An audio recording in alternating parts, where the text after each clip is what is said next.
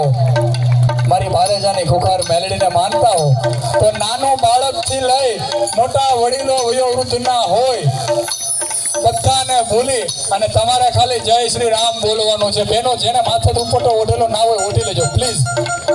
દીકરીઓ ખાસ. હર ઘર મેં અબ એક ही नाम जय श्री राम, हर घर में अब एक ही नाम जय श्री राम, हर घर में अब एक ही नाम, एक ही नारा गूंजेगा.